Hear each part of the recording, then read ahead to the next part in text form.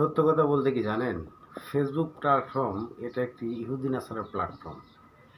আপনি যদি এই কথাটা মানাতে যান, কাউকে মানাতে পারবেন না। কারণ কেউ তার বউকে দিয়ে ভিডিও বানাচ্ছে, এটা সম্পূর্ণ নিষেধ। কেউ তার বোনকে মোবাইল তুলে দিচ্ছে, কেউ সন্তানের কাছে। আসলে বিষয়টা হচ্ছে, এখানে পৃথিবীর শেষ জামানা। আমার কথাগুলো হয়তো আপনাদের ভালো লাগবে না, কিন্তু যেটা বাস্তব সেটাই বলছি। শেষ জামানা, ফোরাত নদীর তীরে স্বর্ণের পাহাড় উঠে গেছে। বিশ্বযুদ্ধ সামনে আসছে।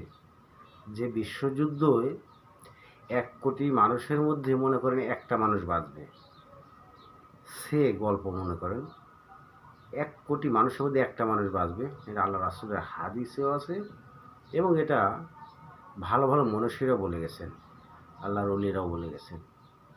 এই যে শেষ জামানায় আমরা পৌঁছে মোবাইলের পিছে আমরা যে সময়টা নষ্ট করছি, এ সময়টা যদি আপনি আপনার কলের মধ্যে জিকিরের পয়দা করতে পারেন, আলহামদুলিল্লাহ, সুবহানাল্লাহ, আল্লাহু আকবার, এই কথাগুলো যদি আপনি পয়দা করতে পারেন, আপনার পরকাল ভালো হবে। এই দুনিয়াতে আপনি কয় টাকার মালিক হবেন? ফেসবুকে কয়জন কয় টাকা ইনকাম করছে? হাতে গোনা দেখবেন 100টা মানুষ ইনকাম করতেছে বাংলাদেশের মধ্যে। আর বাদ বাকিগুলো আমরা যেমন, কি বলবো আপনাকে, মাছের টোপ দেয় না মাছের মধ্যে, সে টোপে মাছ যেমন আটকে যায় না টোপের মধ্যে, আমরা ঠিক টোপের মধ্যে মাছের বড়শিতে আটকে গেছি। ফেসবুক, ইউটিউব, টিকটক যেটাই বলেন, এখান থেকে আমাদেরকে বেরিয়ে আসতে হবে। যদি পারেন ফেসবুকে ভালো কিছু আপলোড করবেন। আর প্রিয় বোনদেরকে আমি বলতেছি, আপনারা দয়া করে আপনাদের যে ভিডিওগুলো তৈরি করেন, আপনার পারিবারিক অনুমতি নিয়ে তৈরি করবেন। আপনার ছোট্ট এই আশার জন্য আপনার যেন আখেরাত নষ্ট না হয়।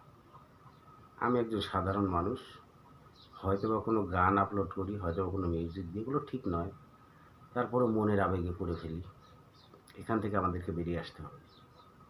প্রত্যেকটি নারী, প্রত্যেকটি পুরুষ, আমাদের প্রতিটা মানুষেরই সুন্দর সুন্দর জীবনের ইতিহাস গড়তে হবে, যে ইতিহাসটা আল্লাহ পছন্দ করে। এটা ইসরায়েলি একটি পণ্য মনে করেন।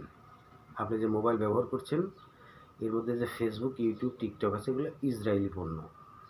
ইসরায়েলি পণ্য আমাদের জন্য ব্যবহার করা কতটুকু গুরুত্বপূর্ণ শোনেন। আপনি ব্যবহার করতে পারবেন কীভাবে?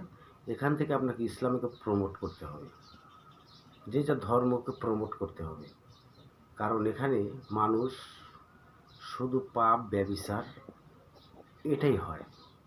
আপনি খোঁজ নিয়ে দেখবেন 100টার মধ্যে 99টাই মোবাইলের কারণে তাদের সংসার ভেঙে গেছে। ছোট ছোট শিশু বাচ্চা, সেই বাচ্চাগুলো মাহারা হয়েছে। অনেক মাতা পিতা সন্তান হারিয়েছে। এটা কিন্তু বাস্তব, আপনাকে মানতে হবে। গল্পটা বললাম মনের আবেগ থেকে। যদি ভালো লাগে মেনে চলার চেষ্টা করবেন। আর ভিডিওগুলো যে দেখবেন, অবশ্যই লাইক, কমেন্ট, শেয়ার করার চেষ্টা করবেন। আল্লাহ হাফেজ, আসসালামু আলাইকুম।